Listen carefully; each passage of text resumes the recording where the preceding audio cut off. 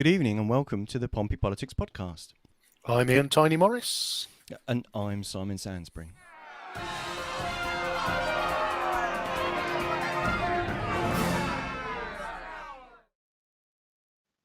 And so we're back. A month has passed. The Wow. dust has settled. Our Zen is now central again. It was a month ago to the day, Simon, as you frantically packed away all the kit at about 3 o'clock in the morning in the Guildhall with the lights going out around us and only the nighttime security staff left as the party was over and we were the last men standing. Yeah, and to be fair, the packing away was a darn sight bloody quicker than the setting up. But we learnt from our first location show, and we'd certainly be quicker next time. But hopefully that hasn't put either of us off for doing it again, because it was certainly worth it, I think.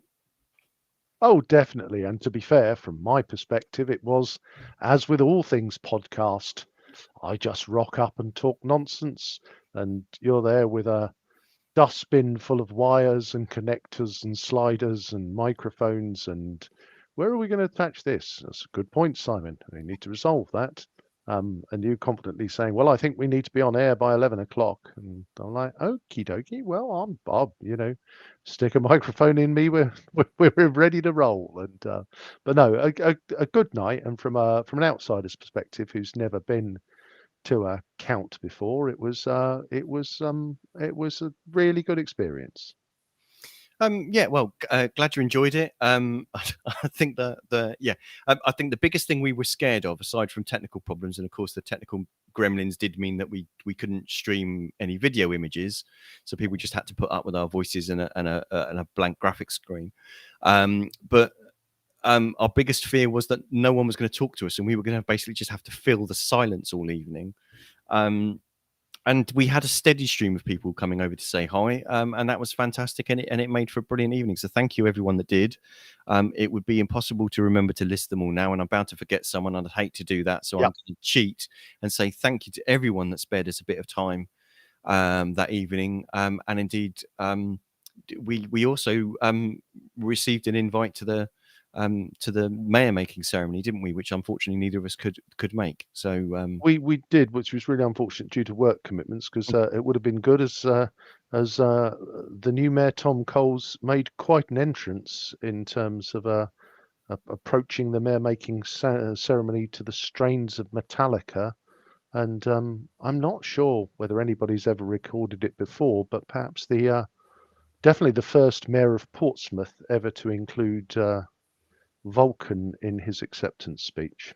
How dare you? It was Klingon.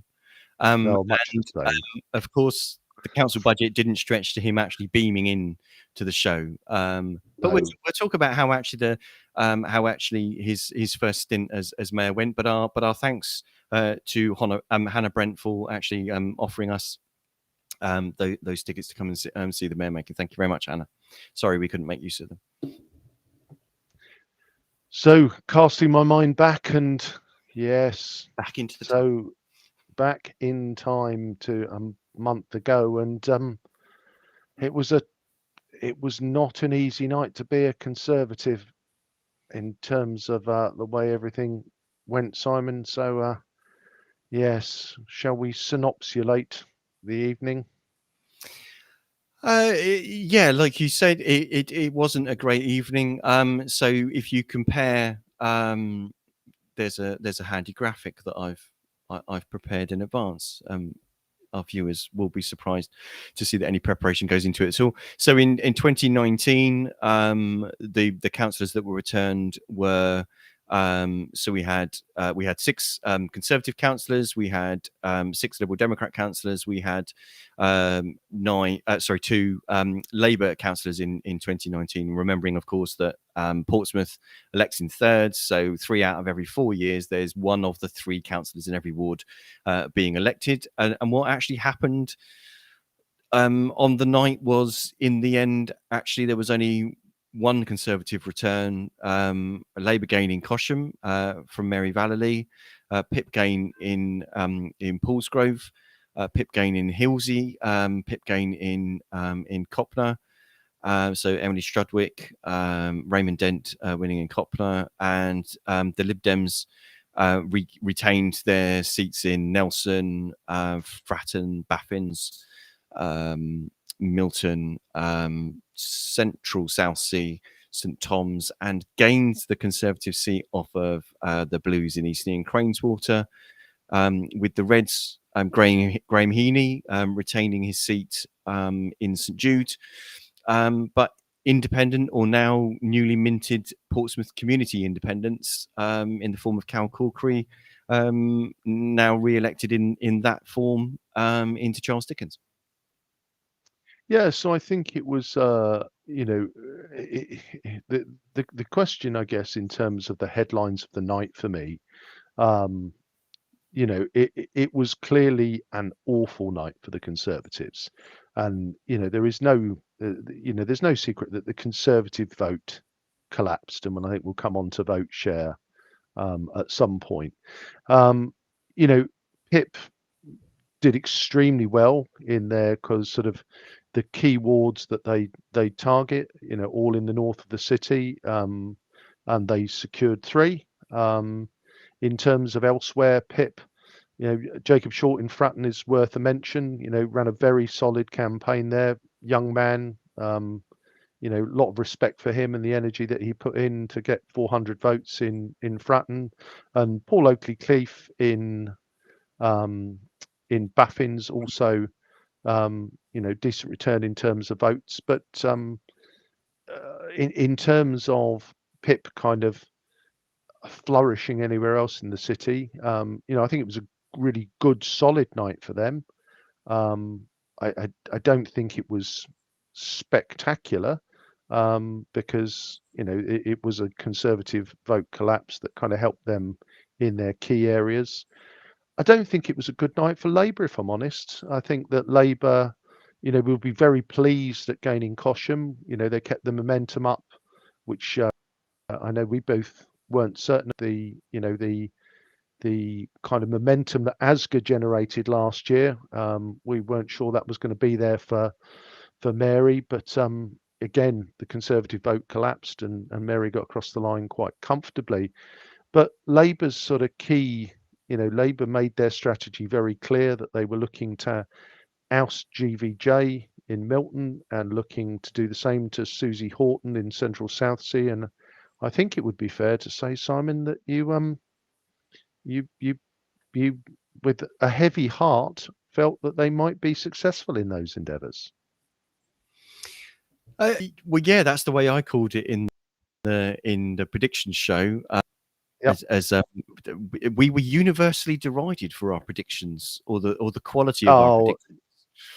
Well, we'll come on to that in just a second, but ultimately both Susie and GVJ romped home. Yes. Labour started the evening with 2, they ended with 2. Obviously, Cal had been cast out of the Labour Party, and I think universally across the political spectrum, everybody felt that was extremely harsh. But the people of Charles Dickens stuck by him and have returned him for a second term, this time and hopefully I'll get this right because it's easier than the previous independent incarnation, the PCI, the Portsmouth Community Independents. Yes. So he and Kirsty Miller are the PCI, the Portsmouth Community Independents. Yep. So I think there was a sense of inevitability about the result in Charles Dickens. I must admit I read the runes entirely wrong on several of the wards, and indeed I thought they were going to be a much closer thing in key wards like Milton and Central Southsea, it was a. I don't know. There were some surprises, but there also were some things that weren't really surprises. But I think the results were kind of quite clear. Literally, when we walked in, we could sense from the mood of some of the things were going. You say that, and we won't name names, before the No. count. But there was at least one councillor who spoke with us before a single box was opened and said that they thought that they had done okay, but they weren't going to win this time, and they absolutely romped home. There was some tension around there was a lot of tension in the room that as soon as boxes started getting opened and the first few were counted, there was very much this sort of never in doubt. It was never in doubt. We knew that was going to happen. And I have to say, I point at some of those people and I boo them loudly because they were not as confident as they made out once the ballot paper started stacking up, as they were afterwards. And yes, you're right that we were universally derided for our predictions. For those who are always interested as to whether Simon or myself wins, you nicked it, didn't you, with Eastney and Craneswall? No, was it? Yes, Ian C that you had over the line. So you've won another one, which is a strong tradition. But for me, the winners of the evening, the big winners for the evening, and it may sound obvious, but was the Liberal Democrats. At the end of the day, they've been running the administration. There is always the argument that it's easier to shoot at the team in front than it is, the opposition. It's much easier to give we'd do that better if we were in charge. They went from 6 seats to 7 seats. PIP basically have done all of the fighting in the north of the city and won very successfully. So if you look at and PIP, we can touch on it later, and there's a whole conversation around that. But if you look at the traditional opposition parties of Labour and the Conservatives, they now effectively can't form an effective opposition to the administration. So whilst the magic number is always 21 to get an all-out majority, and I think the Lib Dems are now on 27. 22. It's 22 to get an absolute, isn't it? Half plus one. Yeah. But there's an element of, and again, at the risk of being provocative, which I'm never afraid of, if I add the Lib Dems and PIP together, as some have suggested could happen, or is happened, or has happened, well, you get to 20. It's almost like you've been listening to the clips we've got. You get to 23. So, but again, I don't want to take away from the fact, and I think GVJ touched on this in his acceptance speech, that the people of Portsmouth have given, for me, a ringing endorsement of the Lib Dem administration. Yeah, it was hard to be able to claim anything else, but I think it's always easier to be and forgive the wording, it's always easier to be smug or confident after the fact. Beforehand, it's slightly different. It's an emotional night. There were many ups and downs. There were some very distraught and sad faces. There were some very to be honest, they receive essentially an electoral gut punch. Really, you could see that. So it's a story. At the end of the day, someone has to win. It's a game of counting, and the competition is basically just to get one more vote than everybody else. Yes. Yep. And in that respect, that's the contest that people are in, and it's the world's strangest interview process, because you hold it in public and the public get to, there aren't any other interview processes where people get to shout at you on Facebook or point at you in the street or say that accuse you of being useless or underhand or in the pocket of XYZ.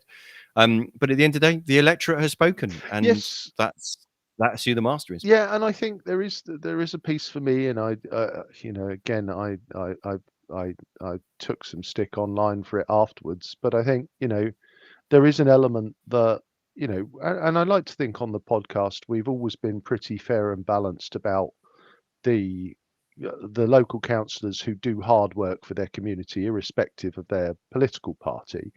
And that there were some people this time round who did work bloody hard for their community and lost their seats, similar to Frank Jonas last year, whom everybody agreed was a thoroughly good egg, and was ousted. And I think it was we saw that again in some of the results that went against the Conservatives, because let's be very blunt about it, with national politics and everything that's going on, having the word Conservative next to your name on the ballot paper, particularly in this election, didn't help anybody.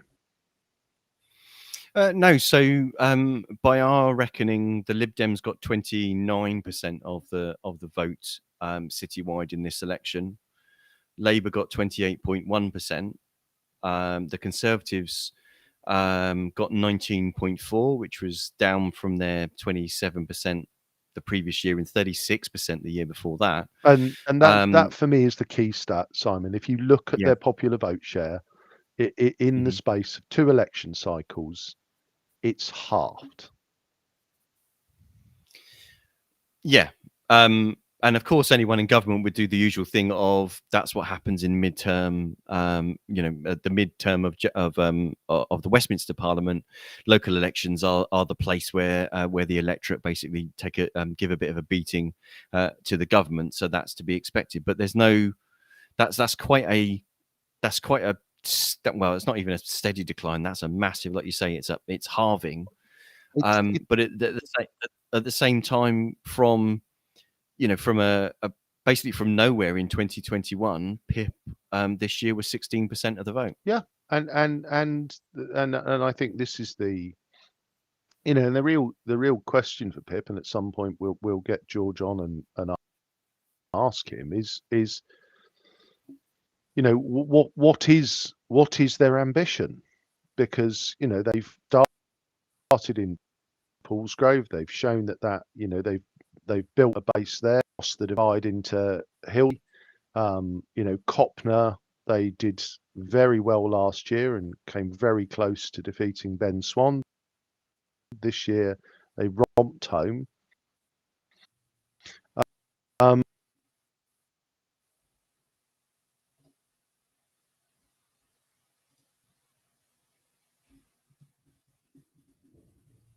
Oh, I think I've just lost Ian temporarily. His connection's gone a bit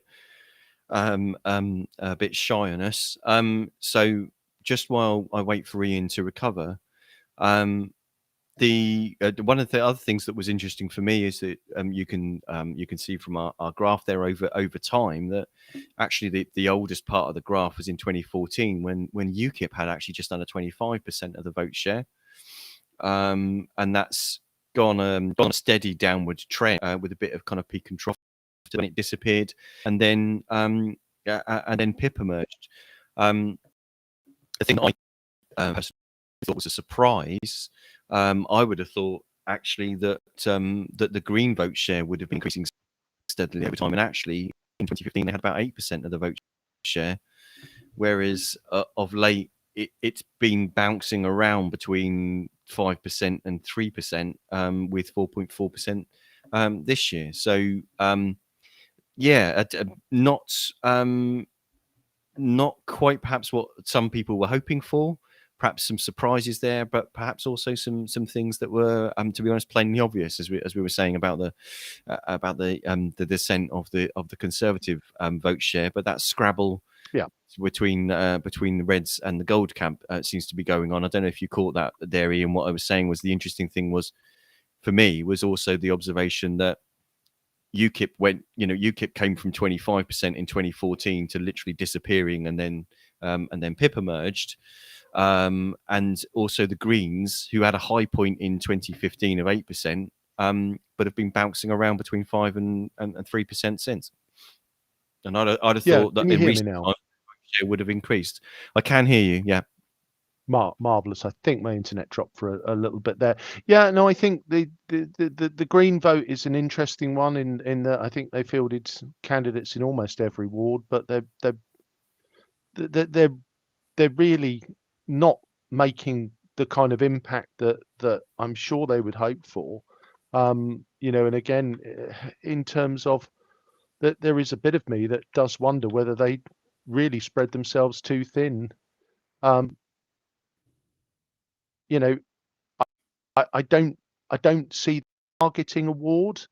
You know, and again, Pip have been very successful at, you know, first balls grow,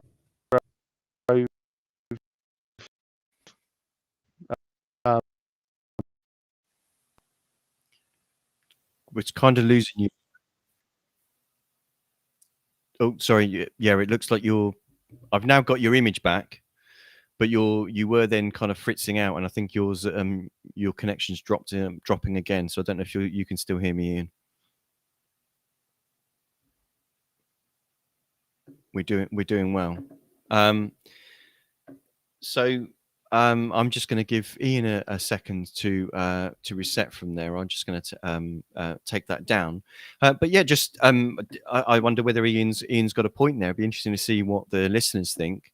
You are smaller parties like the Greens. Are they suffering from just from the sheer lack of numbers, or is it a strategy thing of being able to focus heavy on a particular ward to win it? There's a famous Lib Dem campaigning book by I don't know if he's still the party president, Mark Pack, called Pick a Ward and Win It. There's other campaigning books are available, but there's a logic to that kind of idea, concentrating your resources in a particular area. Yeah, case maybe these days thought to see more in the Green vote.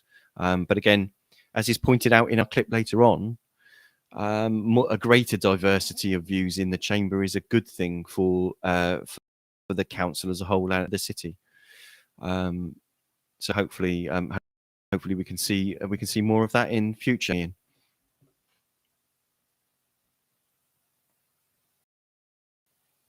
On it.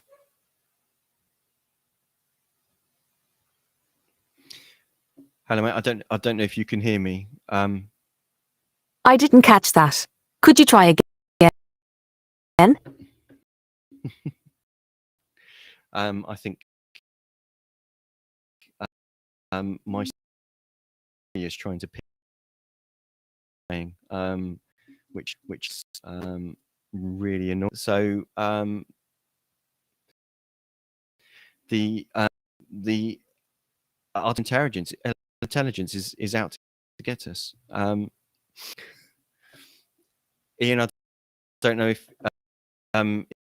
if you're hearing me. I'm not hearing you at all at the moment. I can see you, but I can't hear you.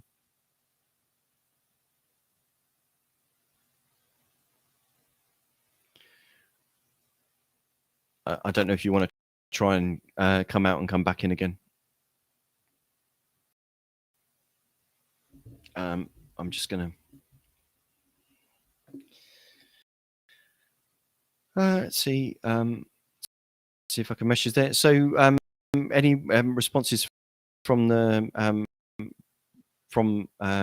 audience would be great there. Hopefully Siri isn't deciding to usurp Ian, because as much as Siri can be useful, I prefer Alexa myself, but I'm pretty sure that Siri is no replacement for Ian's contribution to the show. So, my apologies. What you said.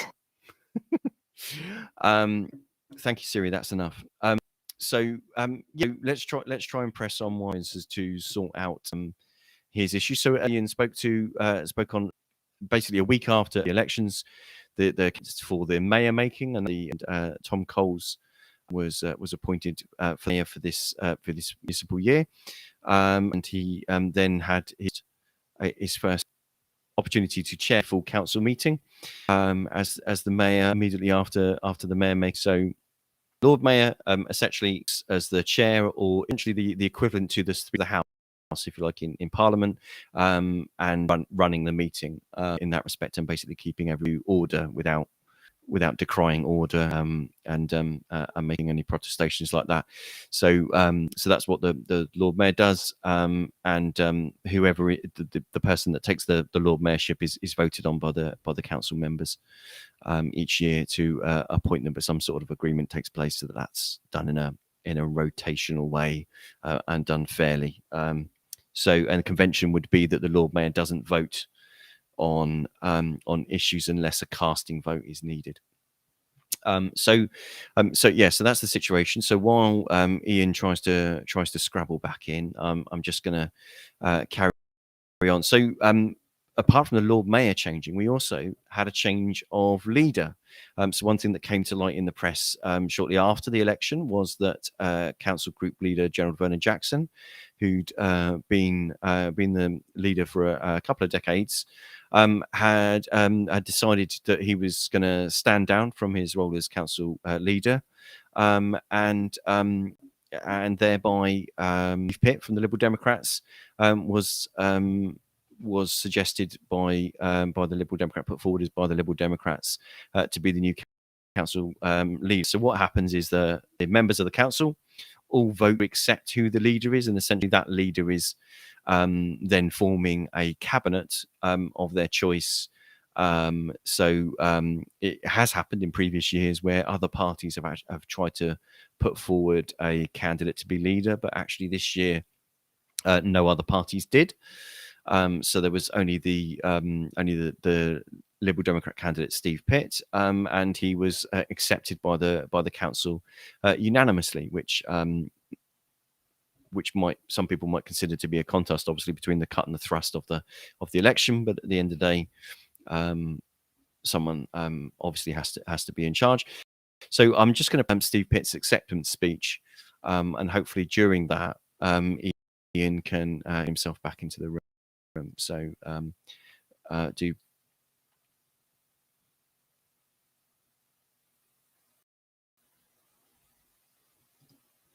Councillors for their support today. It means a lot to me. I promise to work with full time. Sorry, I didn't drink enough at lunchtime. I meant not alcohol, of course. I promise to work full time to continue the Liberal Democrat vision for a safer, greener, fairer, and cleaner city, and to work alongside our local communities to take Portsmouth forward together. My door will always be open to members across the floor, and I promise to always listen to concerns and, wherever possible, address them positively and collegiately. There will inevitably be areas of disagreement, otherwise we wouldn't be in different parties and groups, but I hope we can move forward respectfully in the knowledge that we're all here to deliver the best possible outcomes for the people of our amazing city that I've been proud to call home for my entire life. I would like to pay tribute to the long and dedicated service to this council and our city of Councillor Gerald Vernon-Jackson, who's dedicated the last 20 years of his life to work in Hub for Portsmouth, and I am delighted that he will continue to serve on Cabinet. So without further ado, I am delighted to announce that the Deputy Leader of the Council and Cabinet Member for Children, Families and Education will be Councillor Susie Horton.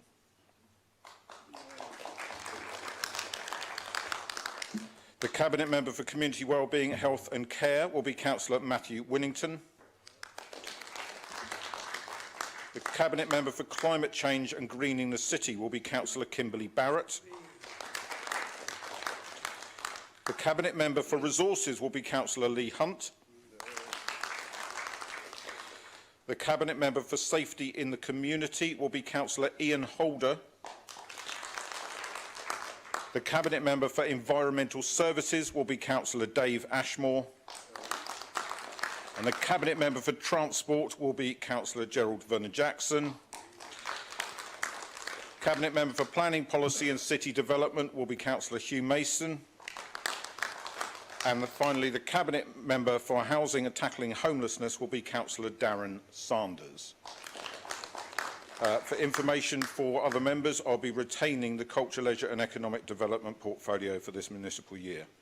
I also have to announce that the Health and Wellbeing Board members will be myself, Councillor Matthew Winnington in his portfolio role, Councillor Susie Horton in her portfolio role, and as Leader of the Opposition, Councillor Simon Bosher has the opportunity to nominate a representative from his group to attend those meetings, and I'll invite him to do so in due course. We've also set a tradition over the last few years of the leaders of the other council groups being invited to attend the Health and Wellbeing Board, and this is something that I intend to continue.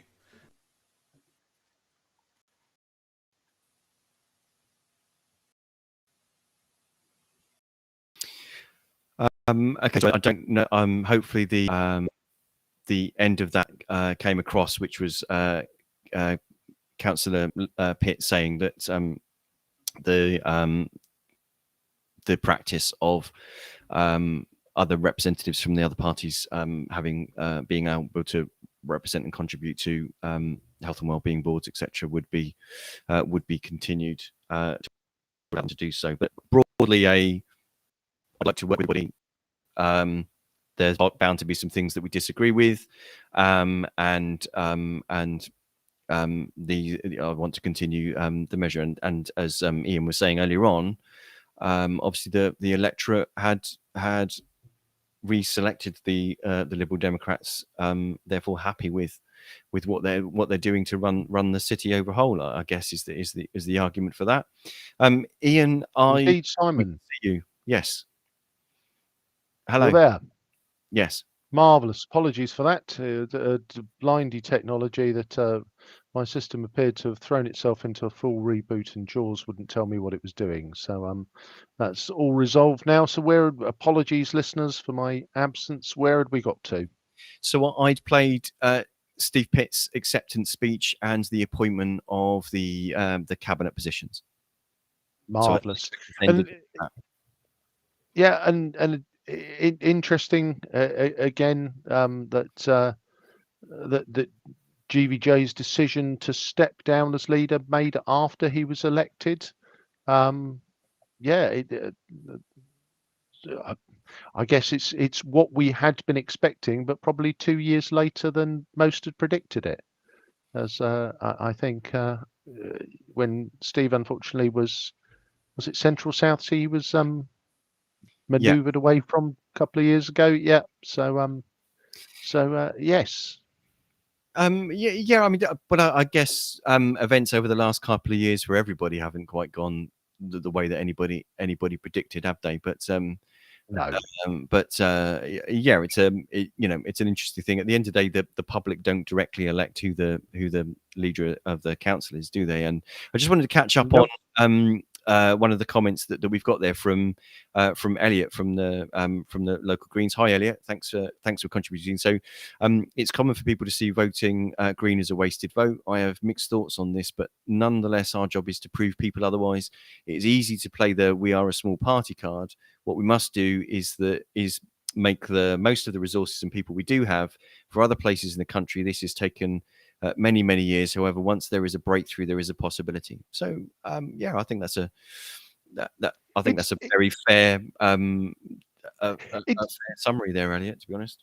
Yeah, and I think it's a fair point. I think there is an element of, for those of you that like an island other than Portsea, we'll be looking at Hayling Island next week, and obviously within the boundaries of the Havant Borough Council, the Greens won Emsworth. So, it is possible locally, and again, Elliot's an interesting character, and I'm sure if he'd like to join us at some point, we'd love to talk.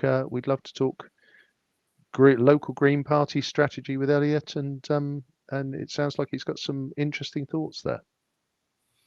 Indeed, sadly we missed the opportunity to have Elliot involved in the hustings because there weren't any other candidates in St Thomas ward up for the hustings. So that was a bit of a shame. So sorry that the public didn't get to hear more of you, Elliot, but hopefully more so in future. But thank you.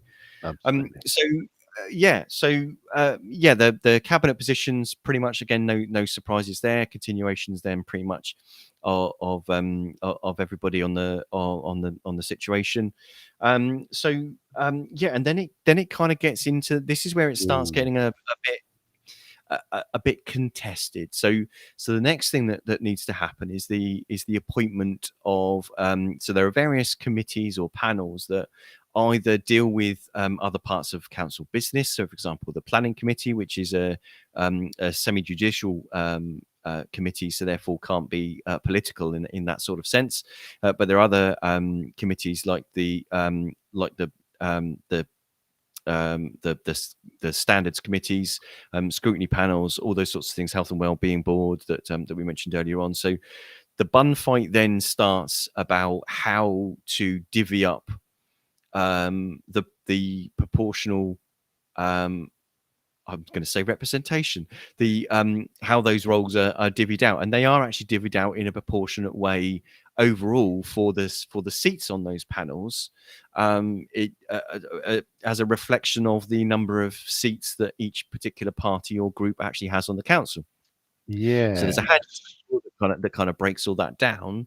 But there was a point that was moved by Councillor Graham Heaney that revisited a point he'd made the previous year when there was some Well, yes. disagreement last year that what seemed to happen was that between the Conservative and the Labour group, they managed to secure the chair and vice chair of all bar, I think, one panel, I think is what's kind of referred to later on. But what Councillor Heath was suggesting, that as well as actually the overall makeup of the panels being proportionate, actually the dishing out of the chairs and vice chairs of those panels should also be proportionate. And that seems to be where everybody's working together in nice little harmony. The wheels seem to fall off that wagon. Yes. And is it worth us actually filling in a little more colour on last year? Because it is true that between the Conservatives and the Labour group, they orchestrated themselves such that I think in terms of it, principally in the chair's position, they kind of shared them out amongst themselves.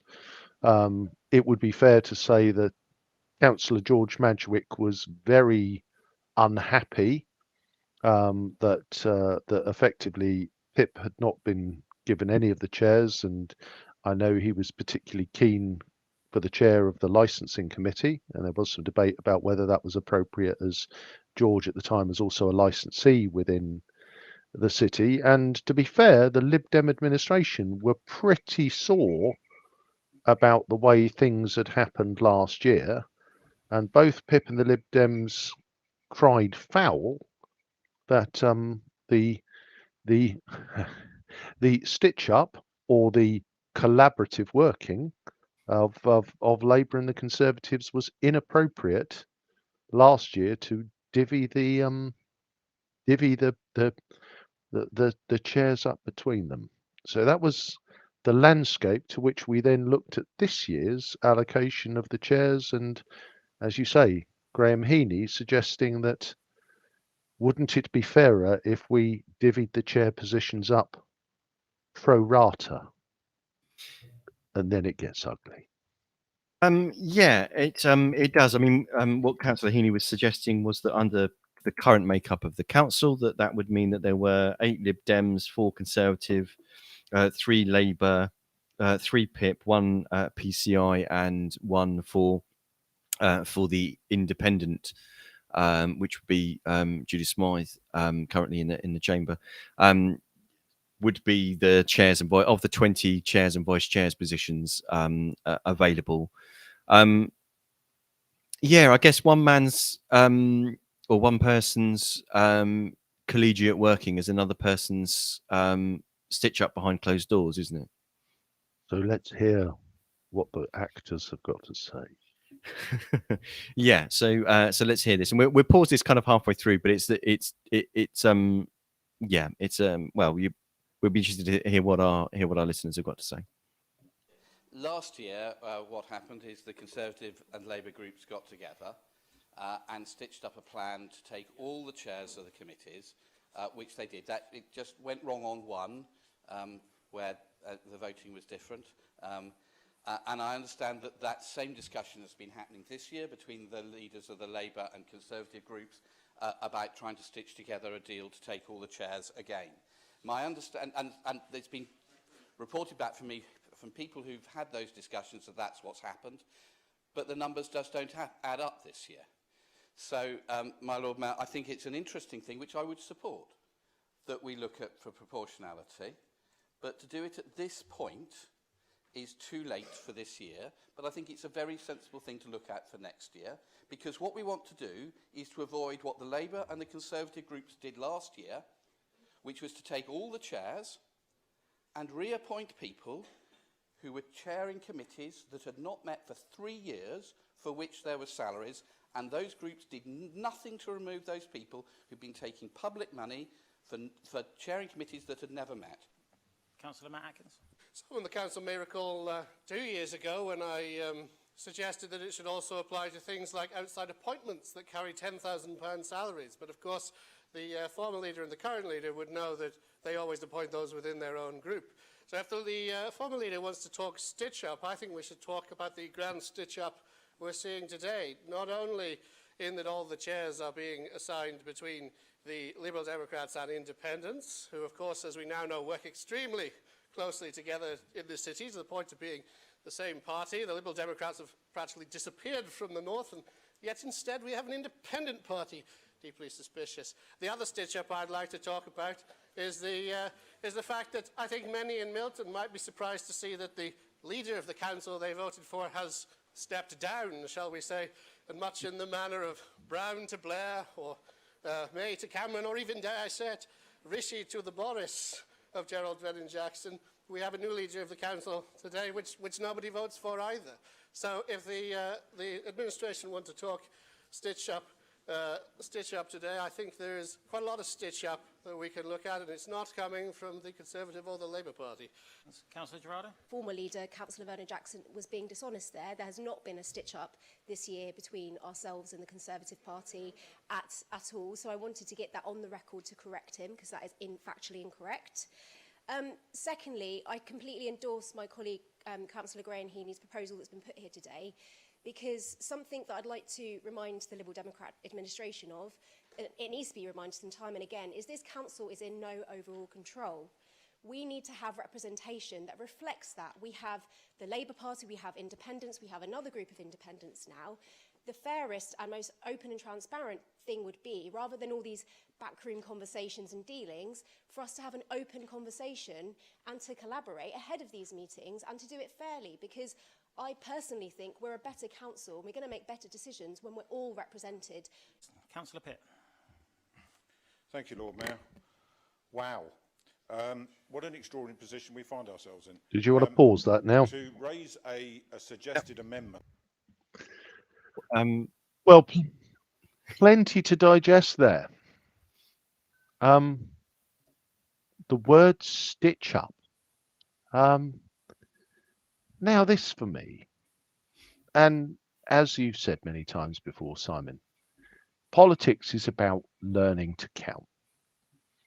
And obviously last year the count was such that the Conservatives and the Labour Party had enough members between them to win each vote and effectively select their preferred candidates, although there was an acknowledgement that there was a chink of light in that one of them, they didn't divvy up between themselves.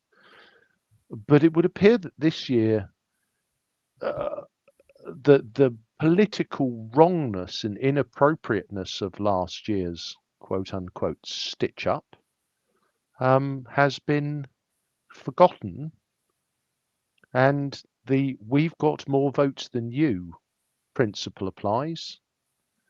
And between the Lib Dems and PIP, they've been much more thorough than perhaps the Labour and Conservative group were last year, as they have divvied the 20 slices of pie up amongst folk who are not part of the Labour and the Conservative group. I can't help but keep coming back to, if last year was okay, then this year is okay. If last year wasn't okay, then this year is also, into some degrees, not okay. If you think that the mechanism itself is at fault, which I think is Councillor Heaney's argument. But the situation from a purely representative, based on the representative one, based on the number of councillors that each party has, It is a very different situation this year. The number of councillors that the Conservative groups has is very much lower than it was previous years. Mm. And the Labour Party have fought to pretty much get themselves back to roughly where they were at the beginning of last year. So it's personally, I can understand the logic and agree with the logic of, look, let's actually have a mechanism that apportions these so that we don't have to have this bun fight all the time and this accusation slinging that goes along. But I can't help but think that everybody feels hard done by, but also to a degree everybody's right, in the sense that everybody has a point that it's not terribly fair. But if the process is unfair, you're the council.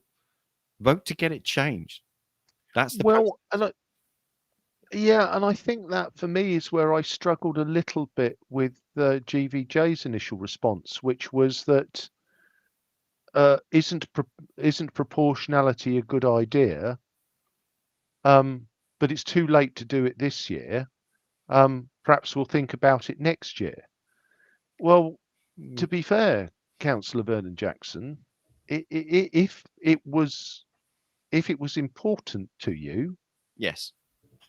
and you were indignant, it wasn't like you shrugged and took that's politics. You were in the Portsmouth Evening News, as was Councillor Madgwick, absolutely venting your spleen about how inappropriate this was.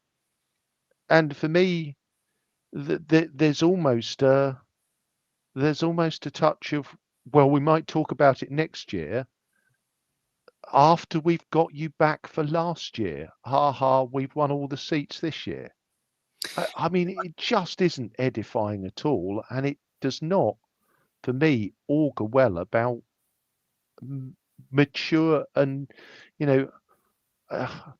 I do struggle with this. Let's work collaboratively and collegiately, apart from this thing that matters, when we're going to do a bit of, triumphal mooning across the bloody council chamber, and we'll bare our asses at you and go, yeah, you thought you won last year, have some of that. It's not edifying. There's a picture that we didn't want. No. I mean, I kind of get the point that you're making. I don't know that it's quite as revenge driven. Is it not? No, I don't know that it is, but I think it is it's certainly whataboutery. It's certainly well, if it's okay for you to do it, we're going to do it, and it's certainly point scoring in the sense. And it's I don't know whether the word collaborative has a different definition in the dictionaries in the council chamber than it does to anybody else. But you can't work collaboratively with people that you're consistently poking in the eye. It doesn't work. Yeah. They're not going. Well, but also, yeah. Should we see what Councillor Pitt has to? Sorry, Yeah. you were saying also. No, you're right. Just before I do, Elliot, jumping in again. So this debate makes a good case for proportional politics. Again, to be fair, that's the point I was just about to make. It's weird that Labour and the Conservatives are actually arguing for proportional representation here. Opposition control of chair position gives a voice. Well, I think Charlotte touched on it. Oh, sorry. Of these, Charlotte touched. Sorry, I was just going to finish Elliot's comment. Sorry. Voice to constituents of these councillors, not administration. If we had a committee-based council which automatically made chairs proportional, we wouldn't have this nightmare. Mind-boggling to me. Yeah, I think that's the grand sum of what probably everybody watching is. You almost want to lock them in a room and bang their heads together and say, "Oh, for crying out loud!" But let's hear the rest of it, shall we? Let's hear what Steve's got to say. He started with a wow. A suggested amendment on the floor of the council chamber at the annual general meeting is not, I think, good governance. I would fully support a review, and the council has mechanisms to do that during the year, and we would want to play our full part in that. However, for those watching at home or anyone sat in the gallery, I would remind people that proportionality exists automatically because we've just voted for it. There is proportionality in the representation of each of the groups on the panels that we are selecting here today. That proportionality reflects the membership of this council, and therefore it is not fair or accurate to suggest that this is in any way the Liberal Democrats' dominating positions. I would point out that of the panels that do scrutiny, we have put forward no nominations for chairs, Lord Mayor. So to imply that we are trying to grab, in some way, control everything and to stifle scrutiny is absolutely not accurate. We also had constructive conversations with other groups on the council. For transparency and accuracy, the first conversation that I was able to have with the Labour group leader, who reached out to me on Sunday afternoon at 3:30, barely 48 hours before this meeting. I've still attempted at that very late stage to be constructive in that conversation. I had no prior contact at all with any approach for any suggestions from Councillor Bosher. I'm not aware that the former leader or anyone else in the administration was contacted by Councillor Heaney to discuss this suggestion that's before us today, since we're apparently talking about being collegiate and working collaboratively. Very difficult to do that when you just spring that on the floor of the council chamber. We have worked with those who approached us and spoke to us and behaved in a constructive manner. We remain willing to do this in future, and should the Labour and Conservative groups follow through on what they've said today, which is to have constructive and timely conversations next year, we would absolutely welcome that, and we have no objections whatsoever to a review of the current system during this municipal year. Councillor Bosher. It's not a great start from the new leader of the City Council. He's just said we haven't put forward any Liberal Democrat candidates to chair a scrutiny committee, because I'm looking at what I've got here, and it says Health Overview and Scrutiny Panel, Liberal Democrat Chair Mark Jeffries, Liberal Democrat Vice Chair Leonie Oliver. So that is a scrutiny committee, unless the word scrutiny isn't applicable in the title scrutiny panel on that particular instance. Councillor Pitt. Point of order 39B, Lord Mayor. I was specific about saying panels. Health Overview Scrutiny Board has a different role to the other scrutiny management panels, and I would expect the Leader of the Opposition and the other group leaders to understand the very important distinction in its role.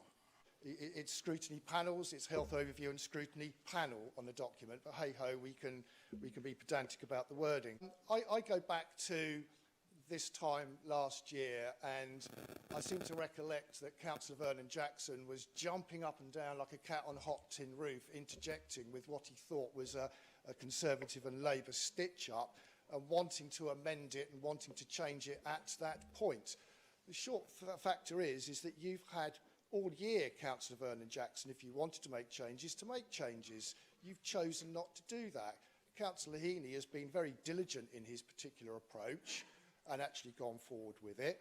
I did reach out to you when you were still leader to see whether you wanted to talk, Councillor Vernon Jackson. You chose not to do that. You were too engaged with Councillor Madgwick and looking at some sort of deal there. The short issue is the fact that Graham Heaney has done his diligence, Lord Mayor. He's brought forward something which I think is eminently sensible. It'll stop all the so-called stitch-ups, because you're accusing us of it this year.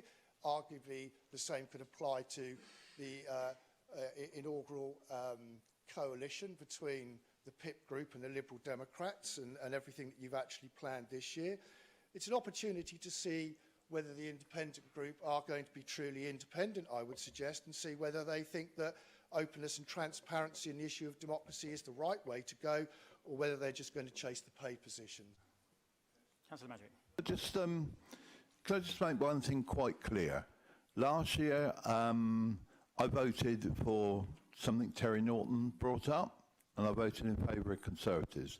The last meeting of the year, Kirsty, did I vote for you when the other two in the party of my party voted to abstain? I am independent, and nobody tells me who to vote for. And that's the agreement we got in this party. So for Councillor Bosher to turn around and say that we've done a deal winds me up, because I haven't done a deal with anyone, and I'll vote for who I think is right, not any party line. There's no party whip with us. Ray's already saying that he's going against something that I'm going for, etc., etc. So there is no stitch-up, right, which there was last year.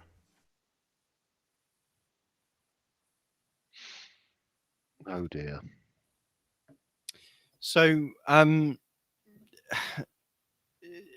So I It- mean, there's a, it's a happy coincidence. The chair of every scrutiny panel just happens by coincidence to have been allocated to PIP or one of the other non-Labour and Conservative groups. well, I mean, Ah, the list in front of us. We can check that here. So the planning committee, the chair is Liberal Democrat Chris Atwell. The vice chair is Liberal Democrat Lee Hunt. The scrutiny management panel, the chair is PCI Cal Corkery. That was allocated to PIP, but it was gifted to PCI from PIP. The vice chair is Liberal Democrat Leo Madden. The governance and audit and standards committee. The chair is Liberal Democrat Leo Madden. The vice chair is Liberal Democrat Stuart Brown. The employment committee, the chair is Liberal Democrat Stuart Brown. The vice chair is Liberal Democrat Darren Saunders. The health overview and scrutiny panel, the chair is Liberal Democrat Mark Jeffrey. The vice chair is Leonie Oliver. The employment development culture and leisure scrutiny panel, the chair is Pip Russell Simpson, and the vice chair is Conservative John Smith. The Education, Children and Young People Scrutiny Panel, the chair is Pip Brian Madgwick, who you just heard there, and the vice chair is Labour Mary Vallely. And the Housing and Social Care Scrutiny Panel, the chair is Portsmouth Community Independent Kirsty Meller, and the vice chair is Pip Raymond Dent. The Traffic, Environment and Community and Safety Scrutiny Panel, the chair is Liberal Democrat it was gifted to Independent, so it was allocated for the Lib Dems, but it was gifted to Judith Smythe as an Independent, and the vice chair is Labour's Charlotte Gerarda. So the John Smith and Mary Valley positions were effective at the time. Once everything had been divvied out around by the great and the good, those two were vacant, and I think they were voted in unopposed at the end of the particular meeting. So, you know, for me, I guess, you know, ultimately it is what it is. You know, it is the other side of the coin to what happened last year. You can look at that and say, you know, again, it depends on your standpoint. You know, what's good for the goose is good for the gander, or you can take the view that if it, as you eloquently put it, well, if it was wrong last year, it's as wrong this year. And I think, you know, for me, I just think it is setting a very disappointing tone. And it doesn't matter, to be honest, because ultimately, if PIP and the Liberal Democrats are aligned, I know Brian was there being absolutely staunch that once I supported Terry Norton, so therefore I'm fully independent. I'm not sure that's washing with anybody. So between them, they've got 23 seats. So between them, there is they can do absolutely anything they want as full council. And they can push it through. There is well, I mean, the first rule of politics is learn to count, right? yeah. And you know, at the end of the day, the PIP councillors don't always vote with the administration. It would be wrong to claim so, but I think the Conservatives are trying to tar them as not being independent because that's an obvious way to try and combat their USP, which is that they're independent and they don't answer to anybody. They quite clearly run a party that doesn't have a whip. And doesn't follow a party line, and you can see that from the example that Councillor Madgwick Senior made there. I mean, not being funny, I haven't done the numbers to kind of see whether that's the case, but I think the accusations aren't necessarily borne out in fact. But that's again, that's just a sideline of the issue. If the Conservatives did something very, very similar when they formed an administration back in 2014 with UKIP. So, you know, at the end of the day, if it's good when we do it, but it's bad when someone else does it, that I'm sorry, that's just fundamentally dishonest. But if we agree that the mechanism is flawed, For me, Yes. the solution to the mechanism is actual proportional representation of the electorate and greater proportionality. So I think Councillor Heaney's motion makes sense, but obviously I don't get a vote for it. No, and ultimately, it was voted upon, and it will come as a surprise to no one that the Conservatives and the Labour team voted for it, and the Yeah, others. and some of the chairs and vice chairs were challenged by. I'm just conscious of the time, so I won't list them out. Yep. Some of the chairs and vice chairs were challenged by either Lib Dems or Conservatives or even Pips. Yep. So there was challenging across the board, but all of those challenges fell by the wayside. All of those appointed the person suggested as chair or vice chair by the administration. But mathematically, they've got the ability. They don't have an overall majority, but they have the ability to be able to do enough of that to get that to work. So Yep. it's a numbers game. You learn to count. You figure out Yes. how that's going to win. Yeah. No, and I think we're all good with that, and I think we're all grown ups to know that is the way it works. I think the piece in this that is, is the challenging bit is that, again, if that's the way it's going to work, that's the way it's going to work. Set your stall out, and at the end of the day, the Lib Dems have had a ringing endorsement of their administration, and in the north of the city, the PIP are clearly, on the night were got another 3 councillors, so there is an endorsement of what they're doing. So at the end of the day, the two parties are working together and getting the job done. So that is how it is going forward. And again, if we take a quick glance ahead to next year, because obviously we had a dropout in the middle, so we'll go just a few minutes over if people are prepared to bear with us. The interesting question will be, well, where does the council, how do things change next year if we see a similar sort of approach? Yeah. So next year, again, one of the 3 councillors in every ward is up for re-election. So next year we've got George Madgwick in Paulsgrove up for re-election. We've got 5 Conservatives up for re-election in Cosham, in Drayton Farlington, Hilsey, Copner, and Eastleigh Craneswater. We've got 5 Lib Dems up for re-election in Nelson, Fratton, Baffins, Milton, St Jude, and St Thomas. And essentially, so in 2021, Labour obviously won. Labour won Central Southsea, but they also won Charles Dickens. But Kirsty Mellor has since left the party and joined PCI, joined the Portsmouth Community Independents. So obviously early days, even by our standards. Although last year we did by this point already have someone saying that they were willing to do a hustings. So it's not too early to say that you're ready to do. Never hustings. too early. But yet we don't at the moment. We don't know quite who the runners and riders will be in 2024, and what the landscape will be. Will it be a continuing decline for the Conservatives? I mean, it was interesting for Councillor Atkins to say that the Liberal Democrats have disappeared from Portsmouth North. I mean, to be honest, by the results of this year, the Conservatives have disappeared from the entire island. So it's I'm not gloating. I'm just look. If at the end of the day, you can sulk about how the electorate voted, but it's the electorate's choice who they vote for.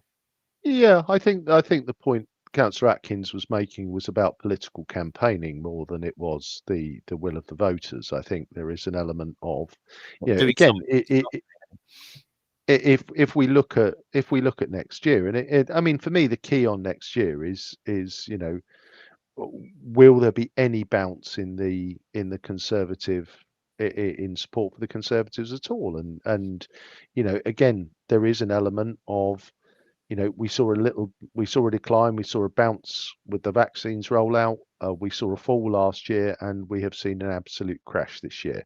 And I think there is the piece where, it's going to be interesting. I think the interesting things for me are going to be whether the Conservatives do bounce back. I think there's going to be an interesting piece as to whether the PIP do have aspirations beyond the Conservative heartlands in the north. I think it's going to be an interesting campaign for Labour, because the 2 wards that they won back in 21, they lost. They didn't win them this year.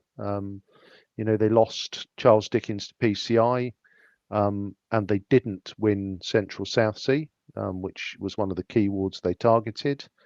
So yeah, you kind of look at that landscape, and is there a way that the Lib Dems can get to 22? I don't think so, but I could see them going +1 next year.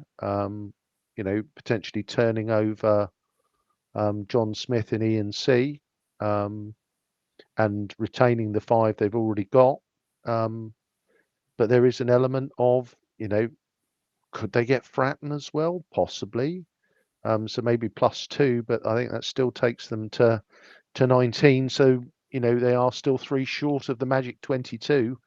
And I don't think anybody can really make a case for where they might find those 3 seats. It's Liberal Democrat Stuart Brown for Fratton that's due up next year. Oh, right. So yeah. So again, he's looking to retain. But yeah, it is. No, sorry, I meant Central Southsea. If they turned over Central Southsea. Yeah, sorry. Yeah, so Get too confused. There's and Elliot again, bless you. Thank you, Elliot, for your contributions today. He's also said that he's down, so I'm assuming that that's Elliot already joining the list for the hustings for next year. So thank you very much, and hopefully we can make sure one happens in St Thomas next year. That'll be good. That'll be great to see. We'll continue to hold them in any ward where we've got at least 2 candidates that can agree on a date, and hopefully more than 3 days before the vote. Would be good. So I think, on that bombshell, we are in a position where next week we are going to cross the divide over to another region where it wasn't a great night from the Conservatives, but we're hopefully going to be hearing from a Labour and a Lib Dem councillors, both friends of the pod who've been on before, who are now changing the colour of Havant Borough Council little by little. And we'll talk to them about all things Hayling, and then we're pulling together an action-packed rest of the summer season for you. So yeah, watch this space and the socials to see what entertainingness we pull out of the bag, and we'll go back to doing it on Sunday. I think much better than yeah, we will. Our apologies for the confusion. We both had booked calendars. Sunday just gone, hoped to pre-record it and actually time it to go out at the usual time, but as ever the technology fell on its arse, so we couldn't do that. So we treated you again for a Monday live special, but we're back, as Ian says, live on Sunday with councillors Mark Coates and councillor Paul Gray. So you've been listening to the Pompey Politics Podcast. I've been Ian Tiny Morris, and I've been Simon Sandsbury.